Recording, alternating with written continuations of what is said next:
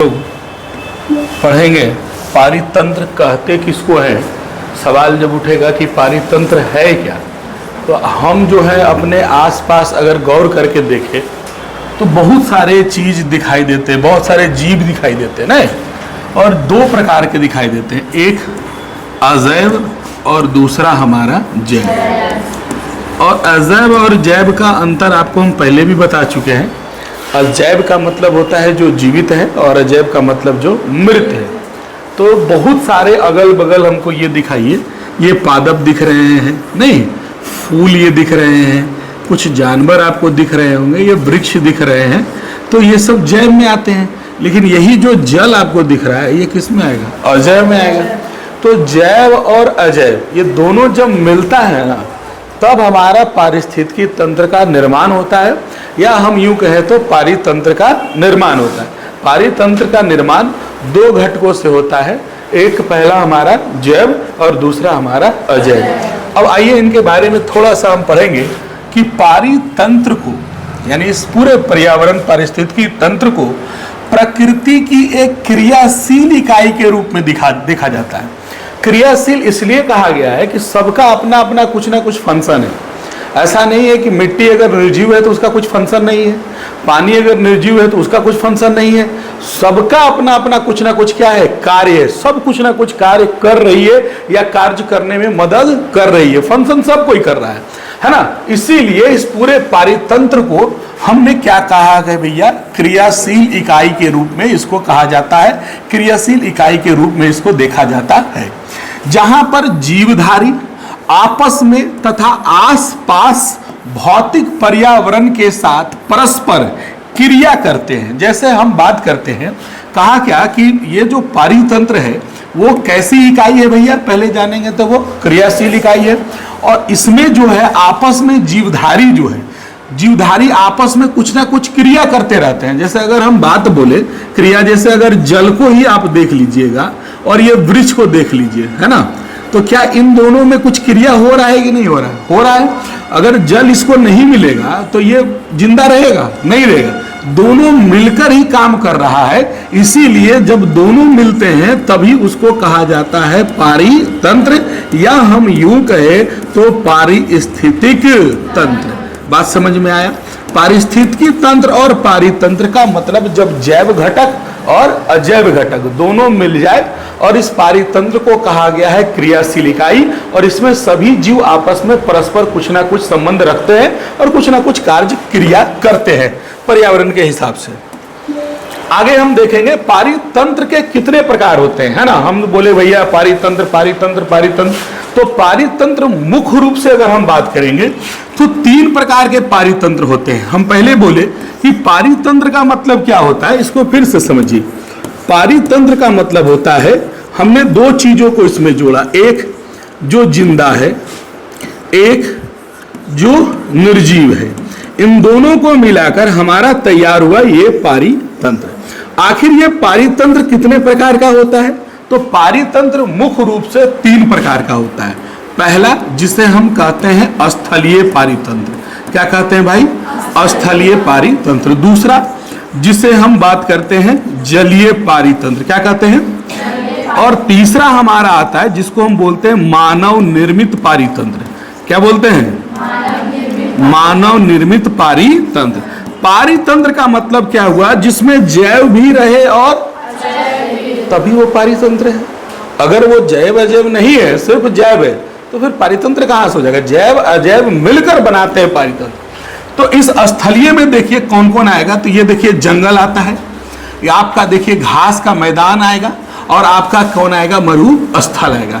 ये सब किस में आते हैं? स्थलीय पारितंत्र में आते हैं। यहाँ सब जीव रहते हैं, जैव वाला भी, और अजैव तो जीव नहीं कह सकते, अजैव घटक कह सकते हैं, है ना। आप देखिए दूसरा हमारा जलीय में देखिए, तो क्या जल में बहुत सारे जीव नहीं रहते हैं? और जल खुद क्या है? अजैव है। और जल में मृदा भी रहता है, वो खुद क्या है? अजैव है। और मछली क्या है? जैव है। तो जैव अजैव दोनों मिलकर एक पारितंत्र का निर्माण किए। चूंकि ये पानी में है इसलिए इसका नाम रख दिया गया जलीय पारितंत्र। और ये देखिए घरों में हम एक्वेरियम रखते हैं, ना रखते एक्वेरियम, तो एक्वेरियम क्या है आपका, तो ये देखिए आपका ये पूरा बनाया हुआ शीशा का नहीं रहता है, और इसमें मछली उछली हम लोग क्या करते हैं, रखते हैं। इसी में पत्थर उत्थर भी क्या कर देते हैं, डाल देते हैं। पानी डाल दिए, जैव वाला भी है और अजैव वाला भी है। तो इसको मनुष्य ने बनाया, इसीलिए हम लोग इसको कहते हैं क्या चीज, मानव निर्मित पारितंत्र।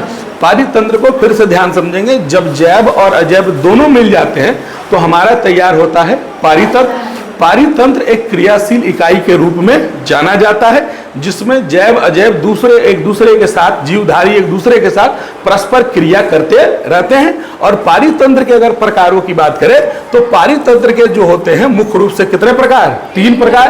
पहला हमारा, और दूसरा हमारा, और तीसरा हमारा। बस समझ में आया? तो दिक्कत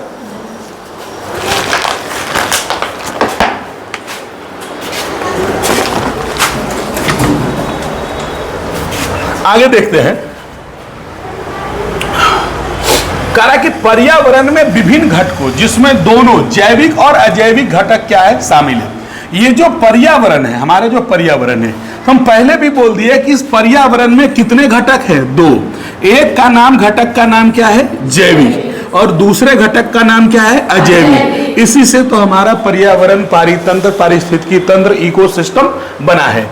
जैविक और अजैविक घटक व्यक्तिगत रूप से एक दूसरे और अपने आसपास के वातावरण को क्या करते हैं, प्रभावित करते हैं। देखिए जैविक और अजैविक, हम पहले बोले हैं कि जैविक और अजैविक समझने के लिए एक बड़ा, इसको बोलते हैं बायोटिक फैक्टर्स। बायोटिक का मतलब होता है जैविक, और इसको बोलते हैं हम अबायोटिक फैक्टर्स, इसको क्या बोलते हैं, अजैविक। अब इसमें कौन आएगा, अजैविक में और जैविक में। देखिए जितने प्रकार, क्लाइमेट, वातावरण, नहीं, ये किस में आएगा, अजैविक में आएगा। मिट्टी किस में आएगा, अगर गर्मी है या आर्द्रता है वो किस में आएगा, अजैविक में आएगा। पानी किस में आएगा भैया, अजैविक में आएगा। और जैविक में कौन आएगा भैया, जो उत्पादन करता है, जिसको उत्पादकता कहते हैं। जो खाने वाला होता है उसको हम विषमपोषी कहते हैं, नहीं कहते हैं? अरे हम लोग क्या है, विषमपोषी। हम लोग, ये उत्पादन करता है पेड़ पौधे, पेड़ पौधे को ही उत्पादकता कहते हैं, जिसे प्रोड्यूसर कहते हैं। कंज्यूमर का मतलब जो उपयोग करता है, और डिकम्पोजर का मतलब होता है जो अपघटन करता है ना। जैसे हमारा कवक उवक बहुत सारा ऐसा है जो कुछ बच जाता है तो सड़ा गला को उसको क्या कर देता है, खत्म कर देता है। तो जैविक में ये सब आता है ना, और अजैविक में ये सब आता है। और ये दोनों बहुत हद तक वातावरण को क्या करते हैं, प्रभावित करते हैं। जैसे हमने इससे पहले आपको लाइन में बताया, देखिएगा अब समझ में आ गया कि जैविक घटक कौन है और अजैविक घटक कौन। अब इस लाइन को पढ़िएगा, जैविक और अजैविक घटक मतलब जो जिंदा वाले जीव हैं और एगो जो मृत पदार्थ हैं, वो दोनों व्यक्तिगत रूप से एक दूसरे को तथा अपने आसपास के वातावरण को क्या कर देते हैं, प्रभावित करते हैं। यानी ये डिसाइड करता है, अगर वहां पर पानी है तो डिसाइड है कि वहां पर कुछ ना कुछ जलीय जीव होंगे। अगर पानी नहीं है तो ऑटोमेटिक है कि वहां जलीय जीव नहीं। तो ये कौन प्रभावित किया, जल। जल क्या है, अजैविक है। यानी दोनों मिलकर वातावरण को बहुत हद तक क्या कर देते हैं, प्रभावित कर देते हैं। हो सकता है कहीं पर बहुत ज्यादा वृक्ष हो तो ऑटोमेटिक है कि वहां का वातावरण थोड़ा ठंडा हो जाएगा, थोड़ा अच्छा हो जाएगा। तो ये प्रभावित किसने किया, पेड़ पौधे ने किया।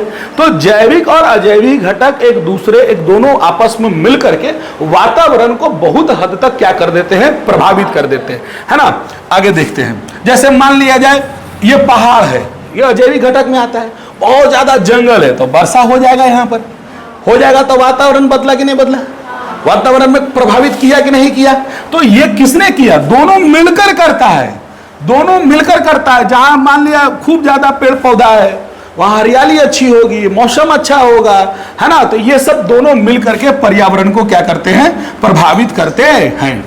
आगे देखिएगा, अब देखिए जंगल में ही जाइएगा, इसमें दिया हुआ है विभिन्न स्तरों पर विभिन्न प्रजातियों के वितरण को स्तर विन्यास कहते हैं। क्या कहते हैं, देखिए स्तर विन्यास का मतलब क्या होता है। जैसे आप जंगल गए, ठीक है, जंगल गए तो जंगल में एगो वृक्ष का एगो जाति ले लो। तो वृक्ष में अगर जाति लेंगे तो सबसे पहला कौन आएगा, जो ऊंचे ऊंचे वृक्ष होंगे, ये नंबर 1 पर रखे जाएंगे, है ना। दूसरा इसका विन्यास हम थोड़ा अलग कर देते हैं, भैया जो झाड़ी उड़ी है वो दूसरे नंबर पर आ जाएगा, नहीं आ जाएगा। और तीसरे नंबर पर अगर बात करते हैं तो जो घास उस बच गया वो किस में आ जाएगा, तीसरे। तो हमने जीवों को क्या किया है, उसके ऊंचाई के आधार पर या उसकी लंबाई के आधार पर या उसके किसी भी चीज के आधार पर हमने उसको बांट दिया है ना। वही कह रहा है विभिन्न स्तरों पर विभिन्न प्रजातियों के वितरण को हम लोग क्या कहते हैं, स्तर विन्यास कहते हैं। जैसे जंगल में सबसे पहला वृक्ष आता है, फिर कौन आता है, झाड़ी आता है, फिर उसके बाद जड़ी बूटी आता है, और सबसे निचले स्तर पर कौन आता है, घास। यही है स्तर विन्यास। स्तर विन्यास का मतलब किसी भी जीव को उसके लेवल के हिसाब से बांट देना, उसको हम क्या कहते हैं, स्तर विन्यास। आगे देखिएगा,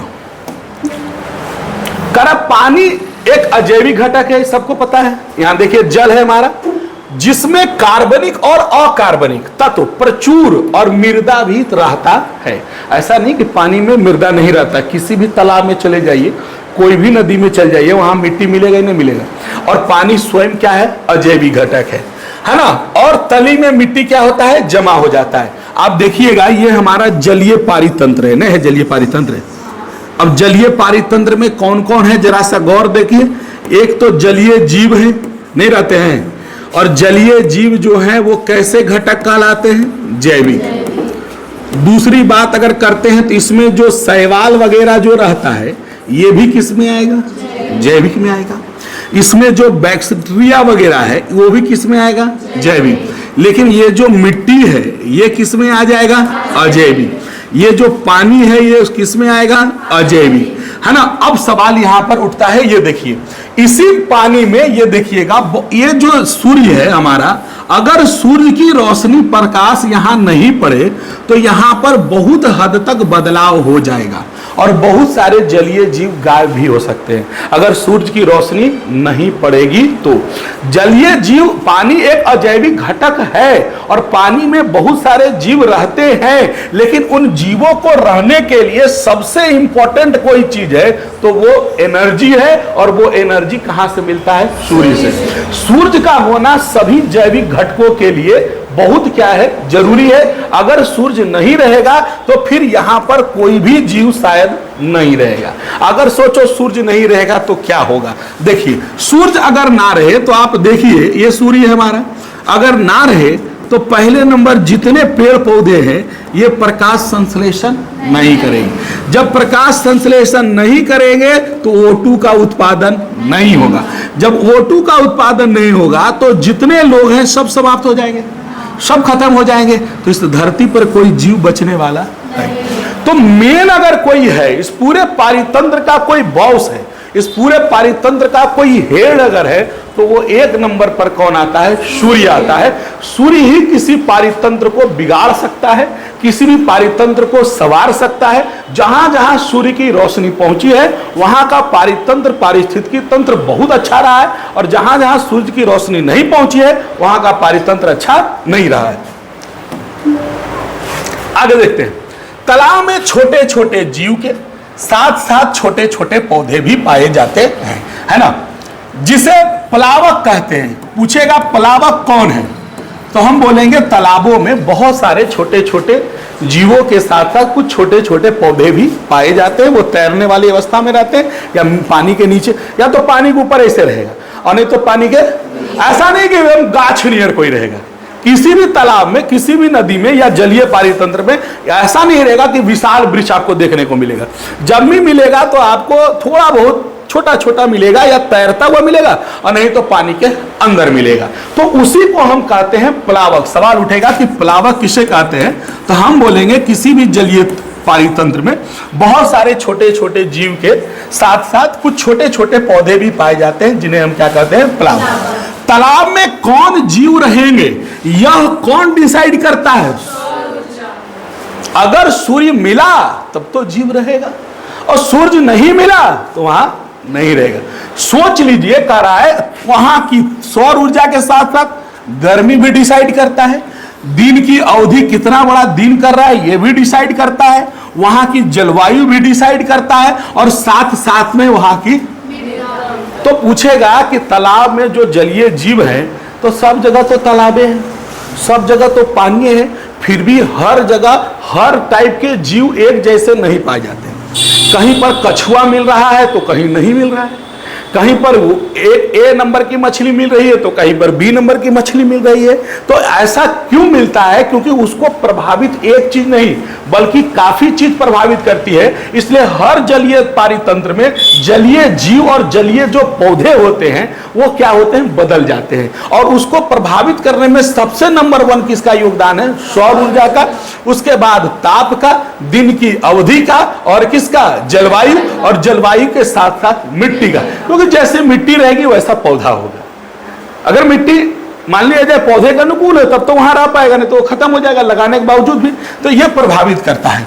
आगे देखते हैं, तालाब में अपघटक और कुछ विशेष प्रकार के जीवाणु कवक भी पाए जाते हैं। देखिए जैसे तालाबों में कुछ क्या होता है, ये तालाब मान लेते हैं, ठीक है। इस तालाब में कोई जलीय जीव मर गया, मछली मर गई मान लिया जाता है ना, ये मछली मर गई। अब इसमें बहुत सारे बैक्टीरिया हैं, बहुत सारे कवक है जो धीरे धीरे इसको खा जाएगा, नहीं खा जाएगा, और सड़ा के क्या जाएगा? अपघटन करता उसी को तो कहते हैं, अपघटक उसी को तो कहते हैं, अंग्रेजी में डिकम्पोजर कहते हैं। जो किसी को, जैसे मान लिया जाए ये पेन है, ये पेन कैसा घटक है? अजैविक, लेकिन फिर भी हमको मदद कर रहा है कि नहीं कर रहा है?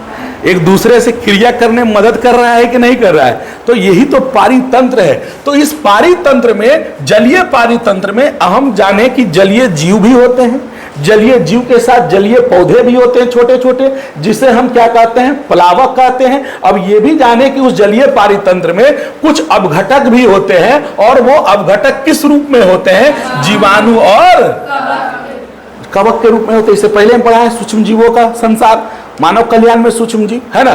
तो ये होते, अब ये क्या करते हैं? इसको धीरे धीरे खा जाते हैं, इस पृथ्वी से उसको क्या कर देते हैं? खत्म करके मिट्टी तिट्टी बना के उसको सड़ा गला के क्या कर दिया? खत्म कर दिया।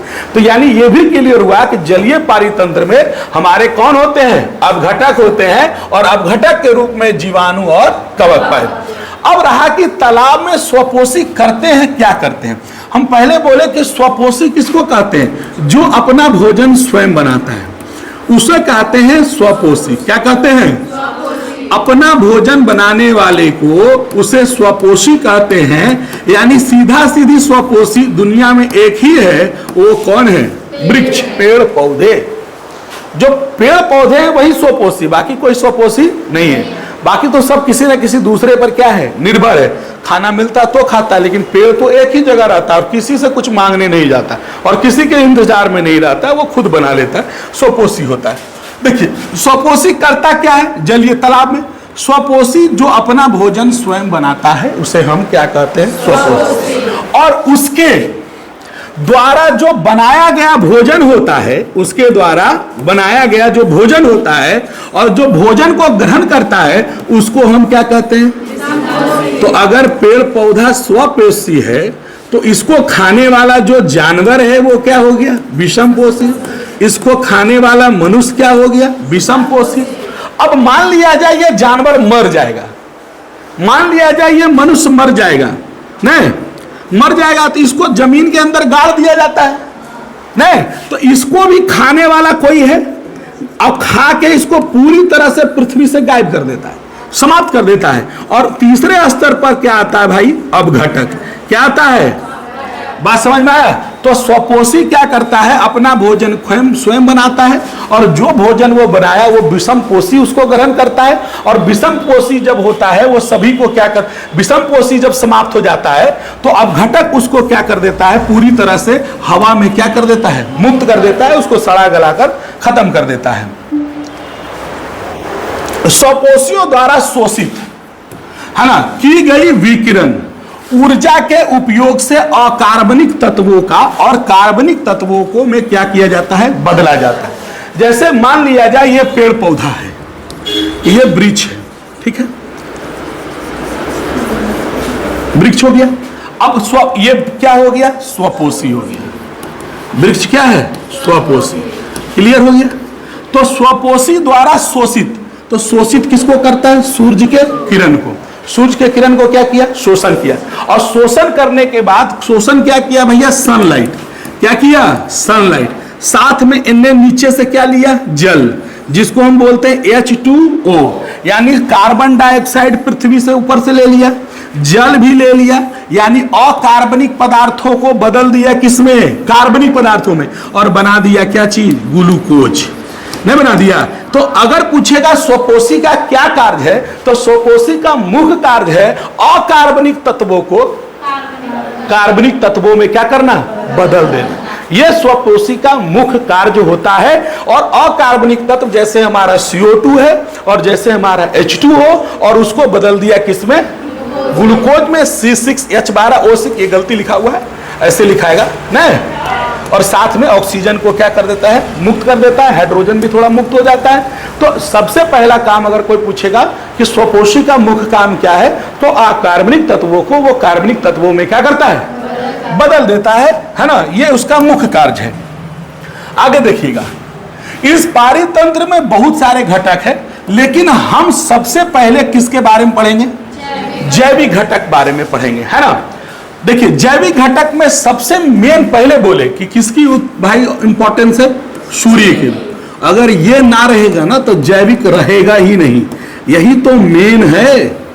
इसी को हम कहते हैं क्या, अगर अरे मोटा नहीं होगा जी, अब मोटा होगा, अब ये नहीं होगा।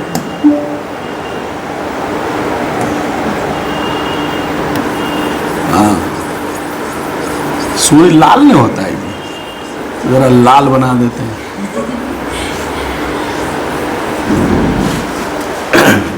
तो मेन इस पूरे पर्यावरण में अगर जैविक घटक की बात करते हैं, तो जैविक घटक का सबसे इंपॉर्टेंट पार्ट अगर हम पहले भी बोले, वो कौन है, सूर्य है। अगर सूर्य है तभी ये जैविक वाले हैं, और सूर्य नहीं है तो फिर जैविक कोई नहीं है। तो सबसे पहले हम किसके बारे में पढ़ेंगे, जैविक घटक। जैविक घटक में सबसे मेन इंपॉर्टेंट सबसे पहला पॉइंट कौन आता है, जैविक घटक को तीन भाग में बांटा गया है। जैविक, ये जैविक है, जैविक में मतलब कौन, जो जिंदा है, जो जिंदा है वही ना जैविक होगा। तो जिंदा में सबसे पहला कौन आता था, उत्पादकता। उत्पादकता किसको कहते हैं, अब आगे देखिएगा। किसी भी पारितंत्र की क्रियाशीलता और उसके अस्थाई रहने के लिए सबसे मेन चीज जो चाहिए वो क्या चाहिए। अगर कहीं पारितंत्र है और वो पारितंत्र उसी रूप में रहना चाहता है या और आगे बढ़ना चाहता है, विस्तार होना चाहता है, तो उसमें मेन कारण कौन बनेगा, सौर ऊर्जा। सौर ऊर्जा का निरंतर निवेश चाहिए, तभी वो पारितंत्र अस्थाई रहेगा। अगर वहां सूर्य की रोशनी गायब होना शुरू हो गई तो पारितंत्र भी वो गायब होना। बात समझ में आया है, नहीं समझ में आया, आगे देखिए। देखिए प्रकाश की उपस्थिति में हम कार्बनिक सामग्रियों को क्या करते हैं, तैयार करते हैं। अभी बोले कि जो स्वपोषी होते हैं वो अकार्बनिक तत्वों को कार्बनिक तत्वों में बदलते हैं। तो किसके संदर्भ में बदलते हैं, सूर्य के प्रकाश के रहने के साथ बदलते हैं, है ना। और इसको जो हम नापते हैं वो किसको कैसे नापते हैं, कैलोरी में, या इसको ग्राम वर्ग स्क्वायर बोलते हैं, या ग्राम क्या बोलते हैं, प्रति वर्ग स्क्वायर, इसी बोलते हैं। वो मैथ में क्या बोलते हैं उसको, अरे मीटर प्रति स्क्वायर नहीं बोलते हैं। क्षेत्रफल कैसे निकलता है, मीटर प्रति स्क्वायर, किलोमीटर प्रति स्क्वायर, वही है प्रति स्क्वायर तुम्हारा। इसको नापते हैं, किसको, कार्बनिक सामग्री को। एक साल में किसी निश्चित क्षेत्र में जितने प्रकार के जीव हैं उसके द्वारा जितना उत्पादन किया जाता है उसी को हम कहते हैं उत्पादकता। यानी मान लिया जाए इतने बड़ा क्षेत्र है और इतना बड़ा क्षेत्र में बहुत सारे जीव हैं, और इस सारे जीवों ने मिलकर जो कुछ उत्पादन किया वही क्या कहलाता है, उत्पादकता कहलाता है। यदि इसे साल में नापे तो साल में इसका कहलाता है जीतू। क्या लिखा हुआ देखो, थोड़ा मिस्टेक से यहाँ लिखा हुआ है, साल में इसका नाम थोड़ा चेंज होता है। कैलोरी मीटर प्रति स्क्वायर ईयर भी बोलते हैं, इसका नाम रखा गया है, दिले है, इसको नाम याद रख लेना, इसको छोड़ दो बोला। साल में मापेंगे तो क्या कहेंगे, कैलोरी मीटर प्रति स्क्वायर ईयर, एक साल में, है ना, व्यक्त किया जाता है। आगे देखिएगा,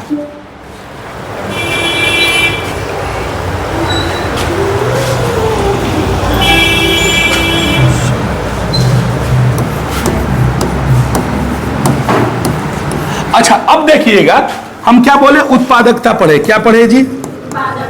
उत्पादकता पढ़े। उत्पादकता का मतलब इतना बड़ा क्षेत्र है, एक साल में जितना हमने उत्पादन किया वही हमारी क्या है, उत्पादकता है। तो क्या जितना हमने संश्लेषण के द्वारा, उत्पादकता किसके द्वारा करेंगे? प्रकाश संश्लेषण के द्वारा ही करेंगे, दूसरे के द्वारा तो करेंगे नहीं, है ना। जितना हमने उत्पादन किया तो क्या उस उत्पादन को हम सकल क्या कहेंगे? सकल प्राथमिक उत्पादकता कहते हैं। अब देखिएगा, किसी भी चीज के उत्पादन में कुछ ना कुछ क्या होता है, खर्च होता ही नहीं होता है। अगर हम कोई चीज बनाएंगे तो उसके पीछे खर्च भी होगा, ऐसा नहीं कि ऐसे बन जाएगा, ठीक है। प्रकाश संश्लेषण द्वारा जो भी उत्पादकता तैयार की जाती है उसमें भी कुछ ना कुछ क्या होता है, खर्च होता है। अगर उस खर्च को हटा दें, और तो हटा देने के बाद जो उत्पादन बचता है तो उसको हम बोलते हैं नेट प्राथमिक उत्पादकता। और जितना उसने एक साल में किसी क्षेत्र में उत्पादन किया उसको बोलते हैं सकल प्राथमिक उत्पादकता। तो दो सवाल हुआ, सकल प्राथमिक उत्पादकता, एक हुआ क्या चीज, नेट प्राथमिक उत्पादकता। अगर एक साल में किसी क्षेत्र में जितना उत्पादन हुआ वो कहलाता है सकल प्राथमिक, और अगर उसमें जो खर्चा हुआ उसको क्या करें, हटा दे, तो खर्च हटाने के बाद जितना उत्पादन बचता है उसको हम बोलते हैं नेट प्राथमिक, ठीक है।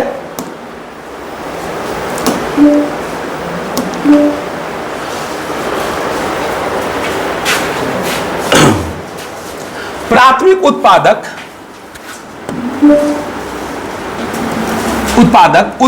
तक परपोषियों की खपत स, गलती लिखा हुआ कुछ इसका, अच्छा इसको रहने दो। संपूर्ण जीवमंडल की वार्षिक कुल प्राथमिक उत्पादकता का भार कार्बनिक तत्व शुष्क भार के रूप में लगभग 170 बिलियन टन रखा गया है।